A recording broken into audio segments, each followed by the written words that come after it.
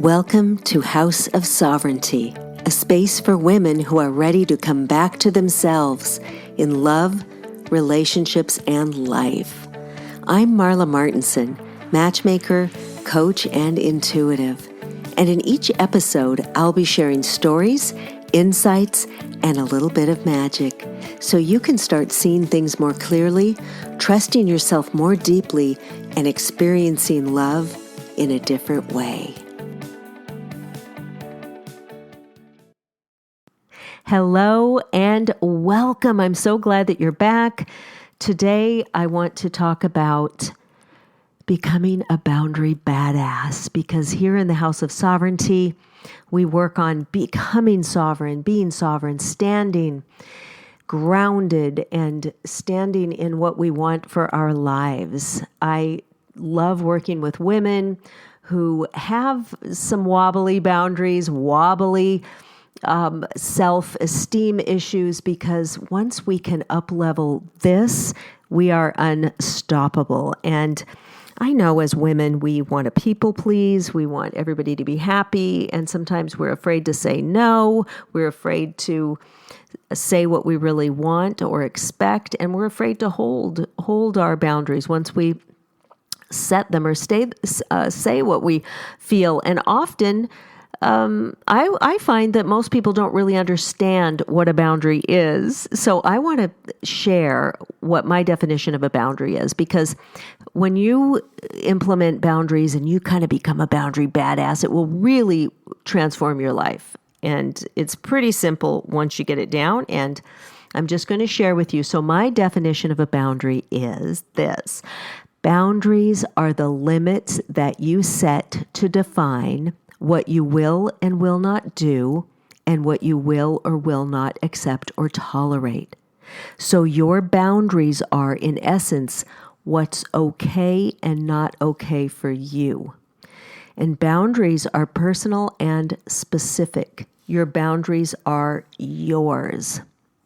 So what we're talking about here is being willing to give yourself permission to consider yourself at least as much as you're considering everyone else.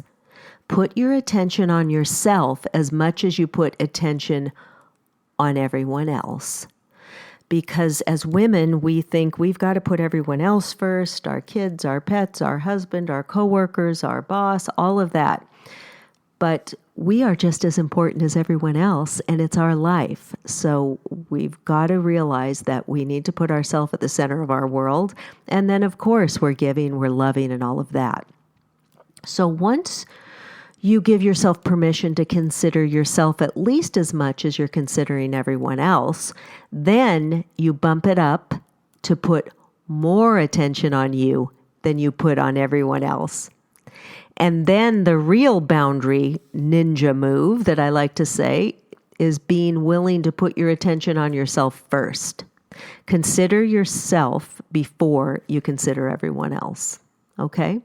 So just think about it. How many times have you said yes to something that you really wanted to say no to? Oh my gosh, I used to do that. I would say yes to things, and then I'd figure out how to get out of it. And one of the funniest stories that I still remember today was when I was in high school. No, I was in junior high, maybe 9th grade. And a boy asked me to a dance. And I had no interest in this boy. I had no attraction. I just didn't want to go with him. But I didn't know how to say no. I had no skills in the 9th grade, zero. So I said yes. And then I just racked my brain. How am I going to get out of this? How am I going to get out of it? And I think even women who are grown up adults, we have trouble with that. So think about that. I'm sure you know, when was the last time you were able to say no without feeling guilty? Okay. Where are the places in your life where you make promises to yourself only to break them a few short moments later? So we're talking about with ourselves. So where, besides saying yes to other people when you wanted to say no, but where are the places in your life where you make promises to yourself only to break them? You know, could be a few short moments later, could be, next week. Before you can hope that others will be able to honor your needs, it's important to look and see how you can truly respect your needs in a more relevant way, okay? So really look at all those little sneaky ways that you dismiss your needs. For example, do you always let other people pick the restaurants, just saying, you're fine with whatever anyone else wants? Do you tell yourself you'll start an exercise program but give it up, only moments later? Do you buy things for others all the time, but you never treat yourself? Do you stay quiet just so you don't upset another person? And then do you say yes when you mean no over and over? So if you can say, relate to any of these are indications that boundaries need to be set. And remember, a boundary is between you and you. You cannot expect someone else to uphold your boundary because it's not their boundary. It's yours. So there's actually an art to setting boundaries that you can learn and apply to your life very quickly. And I have a formula of having tough conversations. It's getting comfortable with short-term discomfort over long-term resentment. It's taking responsibility for upholding your own boundaries instead of expecting anyone else to. And I call the art of setting boundaries and having tough talks boundary badassery, because when you're able to master these kinds of conversations, you can't help but feel like a badass. So boundary badassery is what happens when you learn to share your needs clearly, without guilt or explanation, because when we're avoiding external conflict, we are literally creating more internal conflict. So I'm going to teach you how to craft exactly what you're going to say when expressing a boundary to another person. So I call it script writing. And remember, your boundaries are between you and you first and foremost, even if it involves another person.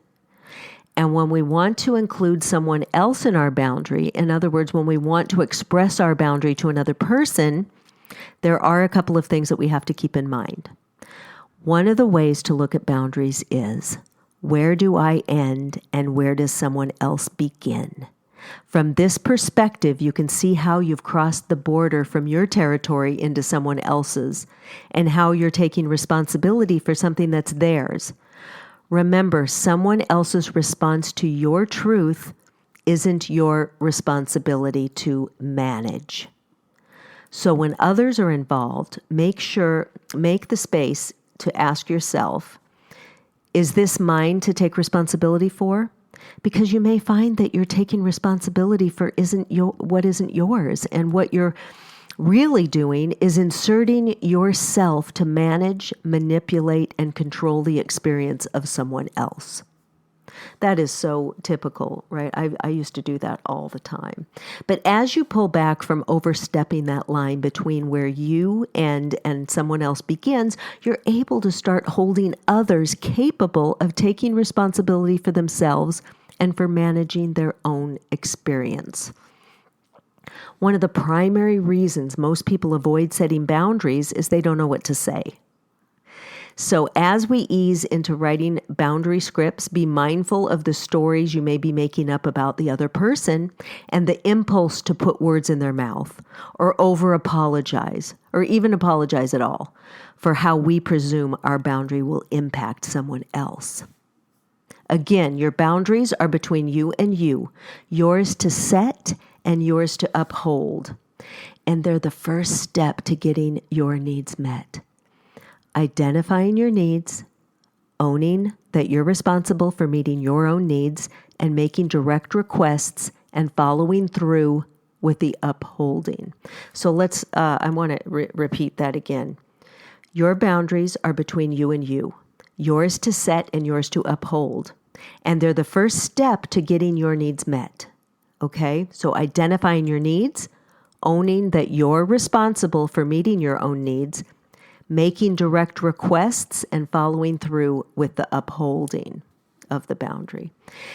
And the upholding is the key. Verbalizing a boundary to someone else is not an expectation that someone else is going to respect or honor or uphold your boundary for you or change in any way. If we say, what we're going to do and we don't actually honor what we say, we're handing off the responsibility to someone else, and we're also sending the message that we don't stand by our own word.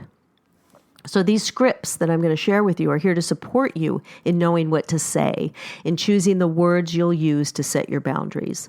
We're simply initiating a conversation in service of deeper intimacy and connection. So first, let's break down. I'm going to break down these the script components in three for you. So plan A, I do plan A, plan B, and the company line is what it's called. So plan A is your request. Plan B is your declaration of intention. And then the company line is what you repeat over and over if someone challenges you. So let's dive into plan A. So plan A includes a statement of how you feel impacted by the other person, plus a request. So I feel X when you do or say Y. Are you willing to? And then there's the request. So I'll give you some examples. So, I feel frustrated and taken for granted when you don't wash your dishes. Are you willing to do your own dishes going forward? Or, I feel angry and uncomfortable when your brother makes racist comments. I don't want to see him socially except at family gatherings. Does that work for you? Or another one. I feel resentful when your dog crosses the street and poops in my yard and I end up having to clean up after him. Will you please figure out a way to keep your dog in your own yard? So just notice the format of Plan A is that you share the impact on you and you make a request. You're not making a demand. The use of Plan A is predicated on availability of the other person being reasonable and willing to collaborate. Now, if they are unable or unwilling to meet your request, then you move on to Plan B. And this is one that I've had to use many times. So Plan B is to let the other person know how you're going to take care of yourself moving forward. Okay? For every boundary you want to set, you need to have a Plan B as part of your script as a backup plan. So Plan B adds a statement of intent to Plan A. I feel X when you do or say Y. In order to take care and honor myself, I will do Z, since you're unwilling to meet my request. So let me give you some examples. So the company line or the Plan B here is, in order to take care of myself, I'm going to use some of the household budget to purchase paper plates, since you won't wash your own dishes. And the next one, in order to honor myself, I will simply stay home, since you still want to see your brother socially. Or, in order to take care of my needs, I will call animal control when I next see your dog coming into my yard, since you are not willing to keep your dog in your own yard. So you see how the Plan B is. So when you state your Plan B, this is the caveat here. You need to be prepared to put it into action and do what you say you'll do. You can't say it and then don't do anything. So the final part of the script is your company line. That's just a sentence or two that clearly sets your boundary, which you can repeat as many times as necessary if a person tries to open up the conversation, debate your boundary with you, or argue with you. Often your company line can be a version of your Plan B line. As a reminder, in order to honor myself, I'm going to do Z. So, for example, as I said, in order to take care of myself, we'll be using paper plates. Or, as a reminder, in order to honor myself, I will choose to stay home when you see your brother socially. Or, just so you know, in order to take care of my needs, I will call animal control when I next see your dog coming into my yard, since you are not willing to keep your dog in your own yard. So, when you begin setting boundaries, there are some things to remember, and this will really, really help. Avoid over-explaining your position. Express no more or no less than the boundary you want and need. Avoid language that blames the other person. Try to keep your focus on yourself and your feelings. Avoid self-blame and only apologize if you truly feel that you need to do so. Avoid self-righteous language and don't make excuses for yourself. And don't make empty threats. So a few boundary setting tips to consider here. So first, If you're relating to a reasonable person, it's a good idea to make your request first to determine if that other person's in agreement before you share your plan B. Just use your discernment on whether a request will work. If it's a contentious relationship, direct requests might be difficult and could open the door to a bigger argument.